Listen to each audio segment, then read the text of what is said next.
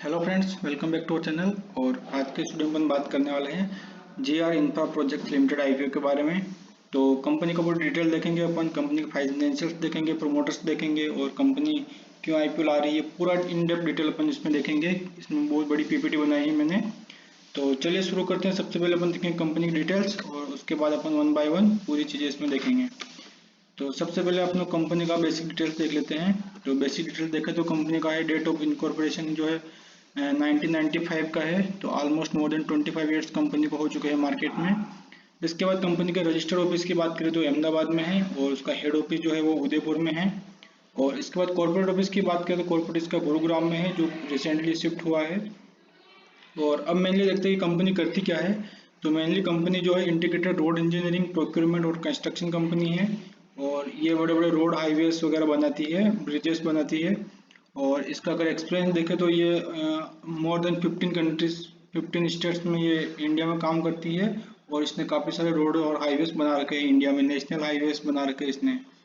इसके बाद बात करें तो ये कुछ प्रोडक्ट्स भी डेवलपमेंट करती है, जैसे कि thermoplastic, road making paints, electric poles, road signage, fabricating metal, crash barriers, ये कुछ टाइप के प्रोडक्ट्स है जो कंपनी बनाती है। तो कंपनी का काफ़ी एक्सपीरियंस है, देखा जाए तो काफ़ी पुरानी कंपनी है। और 1995 से अभी ऑलमोस्ट देखा जाए तो 2021 चल रहा है, अभी तो ऑलमोस्ट 25 ईयर्स को हो चुके हैं। और मोर देन 15 स्टेट्स में ये काम कर रही है। तो ऑल ओवर इंडिया इसकी प्रेजेंस है, अपन कह सकते हैं। उसके बाद अपन देखते हैं इसका नेक्स्ट। तो ये it has completed more than 100 road construction project successfully. तो इसने मोर देन 100 रोड कंस्ट्रक्शन की है ऑल ओवर इंडिया। तो काफ़ी अच्छा काम किया है इसने। And currently 4 BOT projects are under construction. अभी 4 प्रोजेक्ट्स के जो है अंडर कंस्ट्रक्शन चल रहे हैं। BOT project means build, operate and transfer. तो कंपनी पहले बनाती है, फिर ऑपरेट करती है, फिर ये ट्रांसफर कर देती है किसी थर्ड कंपनी को, जो इसको फिर कैरी फॉरवर्ड करती है। तो कंपनी के 4 प्रोजेक्ट्स अभी करंटली चल रहे हैं। इसके बाद बात करें तो company recently diversified into projects in the railway sector. तो कंपनी ने रेलवे सेक्टर में भी अपना नया डाइवर्सिफिकेशन किया है। तो ये भी कंपनी के लिए एक अच्छी ग्रोथ की अपॉर्चुनिटी है। कंपनी का न्यू डाइवर्सिफिकेशन हुआ है इसमें। तो ये एक प्लस पॉइंट है कंपनी के लिए, न्यू डाइवर्सिफिकेशन, वो भी रेलवे सेक्टर में। तो रेलवे सेक्टर काफ़ी बड़ा है और यहाँ से कंपनी को प्रोजेक्ट्स मिलते हैं, तो कंपनी की ग्रोथ के और चांसेस बढ़ते हैं इसमें। इसके बाद अपन बात करते हैं कंपनी के डिटेल्स की, आईपीओ डिटेल्स की। तो कब आने वाला है आईपीओ। तो सबसे पहले देखेंगे 7 जुलाई को इसका ओपनिंग डेट है। 7 जुलाई को आप इसमें अप्लाई कर सकते हैं। उसके बाद जो क्लोजिंग डेट है वो 9 जुलाई को, 7, 8, 9 3 दिन ये ओपन रहेगा। 9 जुलाई को इसका क्लोजिंग डेट है। और कंपनी की जो फेस वैल्यू है वो 5 रुपीज़ पर इक्विटी शेयर है। उसके बाद अपन आईपीओ प्राइस बैंड की बात करें तो 828 से 837 पर इक्विटी शेयर इसने प्राइस बैंड रखा है। कट ऑफ प्राइस आपको 837 पे ये मिल जाएगा अगर आप अप्लाई करते हैं तो। और मार्केट लोड जो इसका है 17 शेयर का है। तो आपको अगर एक लोड अप्लाई करना है तो उसमें आपको 17 शेयर मिलेंगे और मिनिमम आपको 17 शेयर के लिए अप्लाई करना पड़ेगा। या इसके मल्टीपल में आपको 34 शेयर, 17 के मल्टीपल में जितने भी शेयर हैं वो आपको मिल सकते हैं, मतलब 1 लोड 2 लोड जितने भी आपको लोड लगाने हो। और उसके बाद अपन बात करें तो लिस्टिंग रेट ये एनएससी और बीएससी दोनों पे लिस्ट होता हुआ दिखेगा आपको, आप किसी पे भी इसको परचेस कर सकते हैं। और इसके बाद अपन बात करें इश्यू साइज का, तो इसका इश्यू साइज जो है ऑलमोस्ट इसका 1,15,08,704 इक्विटी शेयर्स, इतने number of total equity share इन्होंने कंपनी ने सेल करने वाली है, ऑफर बोर्ड सेल्स में ला रही है। तो अपन कह सकते हैं 1.15 करोड़ के इक्विटी शेयर टोटल लिस्ट होंगे। उसके बाद अपन बात करें तो एम्प्लॉय को डिस्काउंट दिया है इन्होंने 42 रुपीज़ पर शेयर का। तो ये काफ़ी अच्छी बात है, जो कंपनी के एम्प्लॉय है उनको ऑलरेडी 42 रुपीज़ पर शेयर का डिस्काउंट मिलेगा। तो जो कट ऑफ प्राइस होगा 837, उससे 42 रुपीज़ डिस्काउंट में इनको जो भी एम्प्लॉय अप्लाई करेंगे उनको मिलेगा ये शेयर। तो एम्प्लॉय के लिए अच्छी बात है ये। और अब अपन चलते हैं नेक्स्ट स्लाइड पे, इसकी कंपनी की कंप्यूटर स्ट्रेंथ देखते हैं। तो कंप्यूटर स्ट्रेंथ में अगर अपन देखेंगे पहला तो कंपनी कहती है एक्सपर्टाइज इन रोड प्रोजेक्ट्स। जैसे कि अपन देखा है कि इसने काफ़ी सारे more than 100 road projects already complete कर चुकी है ये। और उसके बाद अपन बात करें तो state and national highways, culverts, flyovers, airport, runways, tunnels, ये सब चीज़ें इसने बनाई हुई है। तो मीन्स ये सब काफ़ी बड़े बड़े प्रोजेक्ट कंपनी लिए हैं, जैसे नेशनल हाईवेज एक बड़ा प्रोजेक्ट है। और उसके बाद फ्लाईओवर्स, बड़े बड़े फ्लाईओवर्स बना रखे हैं, एयरपोर्ट का रनवेज बना रखे हैं, बड़े बड़े टनल्स बना रखे हैं, अंडरग्राउंड टनल्स जो होते हैं। और कलवर्ट्स मीन्स जो होते हैं, कलवर्ट्स मीन्स जैसे कि अपनी जो पुलिया वगैरह होती है वो भी कंपनी बनाती है। तो काफ़ी एक्सपीरियंस है कंपनी को और मोर देन 25 ईयर्स कंपनी को हो चुके हैं इस इंडस्ट्री में। तो ये जरूरी है कि इसका प्लस पॉइंट हो गया, इसकी कंप्यूटर स्ट्रेंथ हो गई है। इसके बाद हम बात करते हैं स्ट्रॉन्ग प्रोजेक्ट एग्जीक्यूशन कैपेबिलिटी है, क्योंकि कंपनी ने मोर देन 100 ऑलरेडी कर चुके हैं और 4 एट ए टाइम प्रोजेक्ट इसके चल रहे हैं। तो एग्जीक्यूशन भी इनका अच्छा है कंपनी का, और देखा जाए तो कंपनी ने जितने भी प्रोजेक्ट लिए हैं बिफोर द टाइम किए हैं। मीन्स कंपनी जैसे कि जो डेड लाइन मिलती है इसको, उसके पहले कंपनी अपने प्रोजेक्ट्स को कंप्लीट करके ये हैंड ओवर कर देती है। तो ये कंपनी की एक स्ट्रॉन्ग एग्जीक्यूशन कैपेबिलिटी है। उसके बाद अपन बात करें तो कंपनी का robust financial performance track record है। फाइनेंशियल अपन आने वाले स्लाइड में चेक करेंगे इसका, जो कि काफ़ी अच्छा फाइनेंशियल रिकॉर्ड है। कंपनी भी लॉस में नहीं गई हुई है और इसकी ग्रोथ कंटिन्यूसली हो रही है। रेवेन्यू भी बढ़ रहा है और नेट प्रॉफिट भी बढ़ रहा है इसका। उसके बाद अपन बात करें तो experience promoters and managers team. तो इसके जो प्रमोटर्स है वो भी काफ़ी एक्सपीरियंस है और मैनेजर्स टीम है वो भी काफ़ी एक्सपीरियंस है। तो ये कंपनी के थे कंप्यूटर स्ट्रेंथ। और अपन चलते हैं अब नेक्स्ट स्लाइड में। नेक्स्ट स्लाइड में देखेंगे कंपनी के प्रमोटर्स। तो कुछ नाम लिखेंगे कंपनी के प्रमोटर्स के। पहला नाम है Vinod Kumar Agarwal, then Ajendra Kumar Agarwal, then Purushottam Agarwal and Lokesh builders private limited are the company's promoters. तो ये कुछ कंपनी के नाम है प्रमोटर्स के। उसके बाद अपन नेक्स्ट स्लाइड में देखेंगे कंपनी के फाइनेंशियल्स। तो फाइनेंशियल्स में अपन ज़्यादा डेटा डाला नहीं, इसमें असेट्स डाले हैं, रेवेन्यू डाला है और प्रॉफिट आफ्टर टैक्स डाला है, जिसको बोलते हैं पेट। तो अपन देखेंगे लास्ट 3 ईयर्स का अपन कंपेयर करेंगे। तो 2019 में कंपनी का जो टोटल असेट्स था वो था 5829। ये नंबर्स इन करोड़ हैं, तो रुपीस इन करोड़ आप मान सकते हो। 5000 करोड़, 5.8 थाउजेंड करोड़ रुपीस जो इनका टोटल असेट्स थे 2019 में, वो बढ़ के 2020 में हो गए 7783 करोड़। मीन्स ग्रोथ हुई है काफ़ी अच्छी। और वही अगर मार्च 31 2021 की बात करें तो ये हो गए हैं 10,116, मीन्स 10,000 करोड़ हो चुके हैं। और इसके पहले 2 साल पहले थे 5,800, तो ऑलमोस्ट डबल हो गए हैं इसके एसेट्स। तो काफ़ी अच्छी ग्रोथ हुई है। 2 साल 3 साल में ही कंपनी ने इसके एसेट्स की वैल्यू डायरेक्ट डबल कर दी, 5,000 करोड़ से 10,000 करोड़ पर आ गई है। उसके बाद अपन बात करें टोटल रेवेन्यू की, तो कंपनी का रेवेन्यू भी बढ़ा है। 2019 में कंपनी का जो रेवेन्यू था वो 5,326 करोड़ रुपीस था।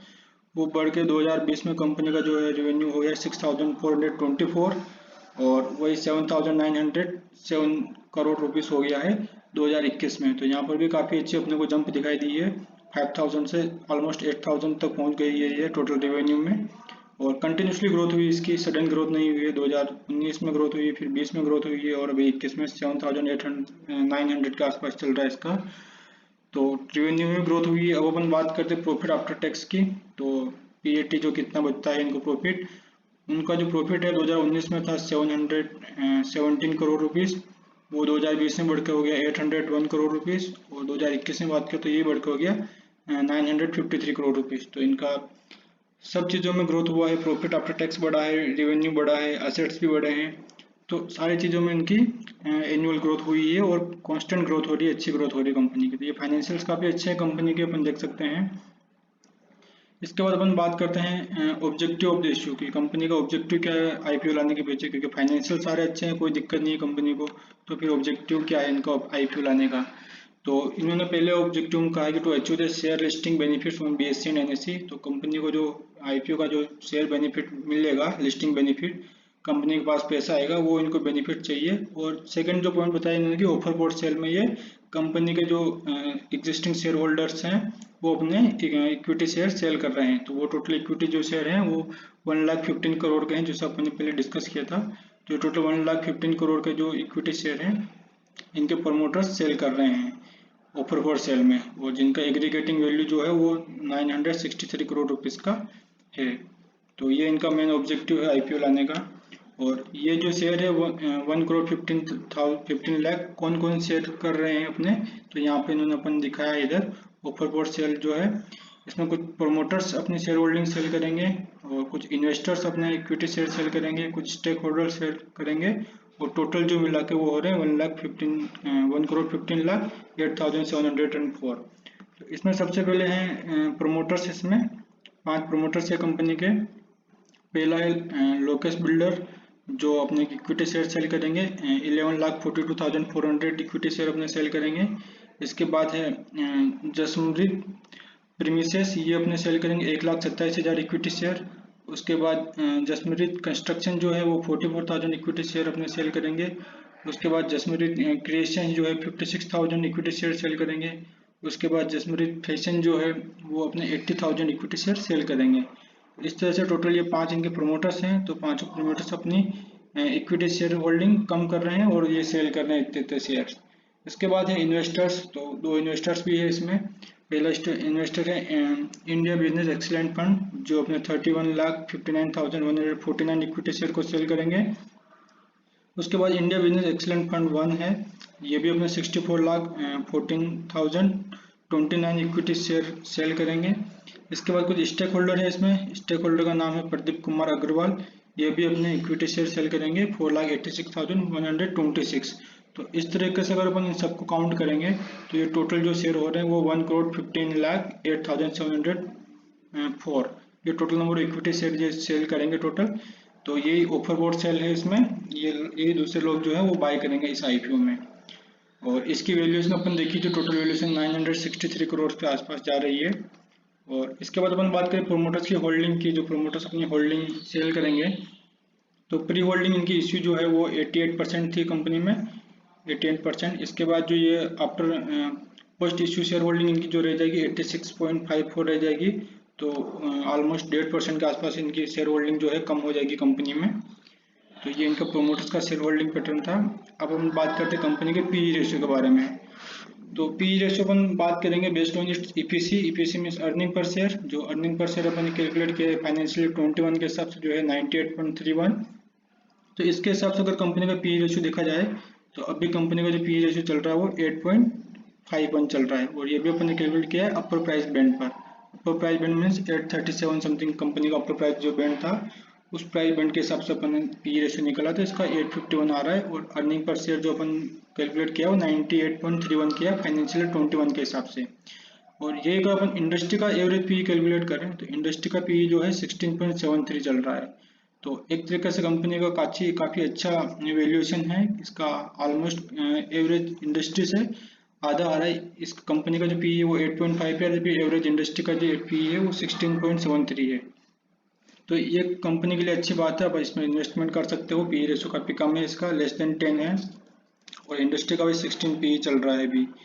इसके बाद अपन कंपैरिजन भी पीयर्स करेंगे, तो इसकी जो पीयर्स कंपनी है उसका भी अपन एनालिसिस करेंगे वो मार्केट में क्या परफॉर्म कर रही है, उनकी सेल्स कितनी हो रही है, उनका पी रेशियो कितना है, और उनका अर्निंग आफ्टर टैक्स कितना है, प्रॉफिट आफ्टर टैक्स कितना है।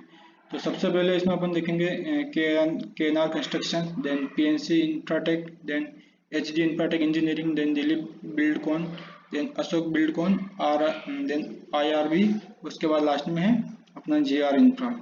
तो सबसे पहले अपन सेल्स की बात करेंगे, तो सेल्स इसका है 2,900, 5,000, देन 2,000, 10,000, ऑलमोस्ट 5,000, 5,299, देन 7,800 अपना GR इंफ्रा का।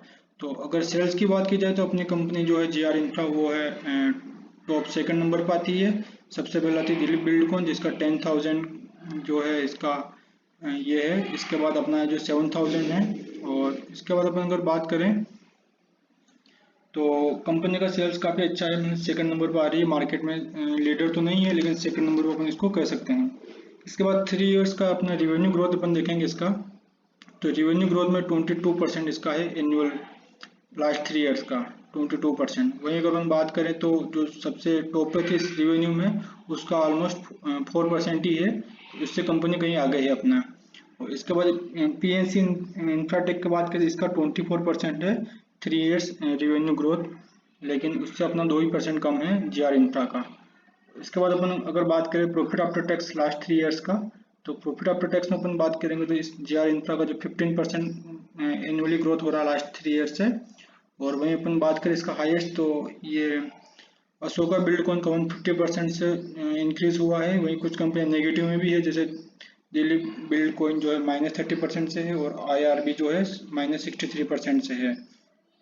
तो ये कंपनी का ऑलमोस्ट पॉजिटिव में 15% से है, और जो काफ़ी अच्छा है, उतना बेड भी नहीं है। कुछ कंपनियों का अच्छा भी ग्रोथ हुआ है, जिसका 150% से हुआ है, और HG इंफ्रा का 37% से हुआ है। जबकि अपन टॉप जो कंपनी थी इसके रेवेन्यू टॉप में था, इसका तो माइनस में 30% में जा रहा है। तो ये कंपनी की कहीं इसके कंपटीशन में नहीं है अभी देखा जाए तो। उसके बाद अपन बात करें तो उसमें बहुत सारा डेटा देखने का आप यहाँ पर देख सकते हैं। और अपन डेप्टर्स डेट का बात करें तो इसका 23 डेज है डेप्टर्स डे का। और इसके बाद अपन इसका देखें दूसरी कंपनियों का 66 डेज है। और जो अपना डेली बिल्ड कौन था इसका 42 डेज है, इसका 82 डेज है। तो ऑलमोस्ट अपनी जो है 23 डेज ऑलमोस्ट सबसे कम है ये। जो काफ़ी ऑलमोस्ट अपना 24 है, सॉरी 23 IRB का है, 24 ऑलमोस्ट सेकेंड लास्ट है। तो काफ़ी अच्छा है। डेप्टर डेज जितना कम होगा कंपनी के लिए उतना बेटर है, उतनी जल्दी कंपनी अपने कस्टमर से अपना पैसा वापस ले सकती है इतने कम दिन में। उसके बाद पी रेशियो अपन देखें तो अपना कंपनी का पी रेशियो 8.5 है, जो कि इंडस्ट्री का एवरेज 16 पॉइंट समथिंग चल रहा है, 16 प्लस में। और ऐसे अपन अगर दूसरी कंपनियों को देखें हैं तो ऑलमोस्ट सभी कंपनियों का इससे ज़्यादा पी रेशियो, इसका 17 है KNR का, उसके बाद PNC का 14 है, इसके बाद 11 है एच इंफ्रा का, उसके बाद दिलीप बिल्डकॉन का 33, अशोका का इसका 11 और 48 है IRB का। तो सबका पी रेशियो हाई है, ओनली GR इंफ्रा ही है जिसका पी रेशियो काफ़ी कम है। तो काफ़ी अच्छी वैल्यूएशन है कंपनी की, काफ़ी अच्छा इसका वैल्यूएशन किया है पी रेशियो के हिसाब से देखा जाए तो। और ROE अगर देखें अपन इसका फाइनेंशियल 2021 का, तो ROE इसका है जो 24% है, रिटर्न ऑन इन्वेस्टमेंट और रिटर्न ऑन इक्विटी अपन कह सकते हैं इसको। 24% काफ़ी अच्छा है, काफ़ी कम। इस कंपनी का 57% भी है, लेकिन ऑलमोस्ट बाकी सारी कंपनियों का इससे कम ही है।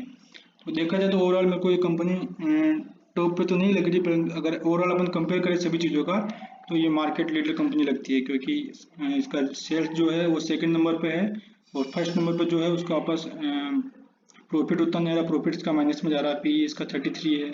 तो सभी हिसाब से इसका डेप्टर्स डे जो है वो 42 डेज है। तो ऑलमोस्ट अगर ये कंपनी अपन देखें GR इंफ्रा, तो सभी चीज़ें कंपेयर करके अपन इसको एक टॉप कंपनी मान सकते हैं इस सेक्टर की, टॉप ग्रोइंग कंपनी ओवरऑल अगर देखा जाए तो काफ़ी अच्छा इसका कंपैरिजन है अगर पेयर अपन कंपेयर करें तो दूसरी कंपनी के हिसाब से।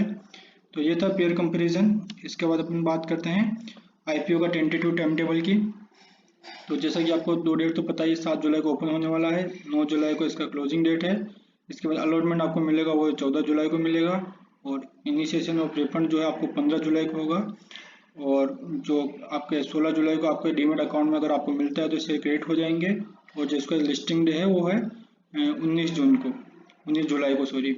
और एक चीज़ में ध्यान रखने वाली, जो बेसिस ऑफ अलॉटमेंट दे रखा है ये 14 जून को दे रखा है, लेकिन क्या है कि 14 जून को आपको सुबह ही जाके बैठने जाना है कि सुबह जून आप 14 जून को ही सुबह से ट्राई कर रहे हैं, आपको अलॉटमेंट दिख नहीं रहा है। 14 जून को मतलब या तो शाम को आएगा, ये हो सकता है 10-11 बजे तक आए रात तक, नहीं तो आपको 15 जुलाई को ये दिखेगा आपको अलॉटमेंट। क्योंकि इस साल अपने जितने भी IPO देखे हैं सब में ऐसा ही हो रहा है, जो डेट होती है उसके या तो रात तक आता है या फिर अगले दिन सुबह में आपको पता चलता है। लेकिन आपको रिफंड सेम डे आ जाएगा, रिफंड आपको 15 जुलाई को ही आ जाएगा अगर आपको अलॉटमेंट 15 जुलाई को ही मिलता है या नहीं मिलता है तो।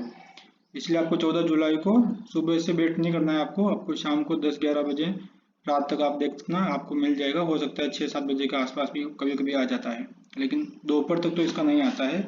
ये आपने काफ़ी IPO में देखा है पिछली बार। इसके बाद अपन बात करते हैं IPO लोट साइज का। तो आपको एक लोट में 17 शेयर मिलेंगे, अपने पहले देखा था, जिसकी वैल्यूएशन जो है 14,229 रुपीज़ आपको अप्लाई करने पड़ेंगे एक लोट के लिए। और मैक्सिमम आप 14 लोट्स अप्लाई कर सकते हो रिटेल में, जिनका टोटल नंबर ऑफ शेयर मिलेंगे आपको 238। और उनका जो टोटल वैल्यूएशन रहेगा अमाउंट वो है 1,99,206 रुपीज़। तो ये आपको एक लोट लगाना है तो आपको 14,229 रुपये आपको इसमें अप्लाई करने पड़ेंगे। उसके बाद अपन IPO का लीड मैनेजर्स जो देखते हैं तो वो है काफ़ी अच्छे नाम है इसमें। इक्विरीज कैपिटल प्राइवेट लिमिटेड है, देन HDFC बैंक है, HDFC बैंक की काफ़ी अच्छा बैंक है। इसके बाद ICICI सिक्योरिटीज़ है, कोटक महिंद्रा बैंक है, मोतीलाल ओसवाल है और SBI कैपिटल्स मार्केट लिमिटेड है। तो काफ़ी अच्छे नाम से इनके IPO लीड मैनेजर्स में। तो ये कंपनी को प्लस पॉइंट मिलेगा इसका IPO में।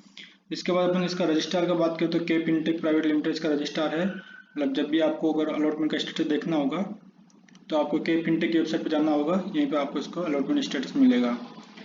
और इसके बाद अपन बात करते हैं ग्रे मार्केट प्रीमियम में। तो ग्रे मार्केट प्रीमियम वैसे तो चेंज होता रहता काफ़ी, लेकिन अगर अपन बात करें तो इसका 3 जुलाई का ग्रे मार्केट प्रीमियम अपन देखें एवरेज तो 350 रुपये के आसपास चल रहा है। इसके पहले ये 310, 320 भी था और अभी 3 जुलाई का जो ग्रे मार्केट प्रीमियम है लेटेस्ट वो 350 रुपये चल रहा है। तो 300 से 400 रुपये के बीच में आप इसका ग्रे मार्केट प्रीमियम फिलहाल की कंडीशन में मान के चल सकते हो। इसके बाद हो सकता है मार्केट ऊपर नीचे आए, तो ग्रे मार्केट प्रीमियम तो चेंज होता रहता है, जैसे आपको पता है डेली ये मार्केट में चेंज होता रहता है मार्केट के ऊपर नीचे होने के हिसाब से।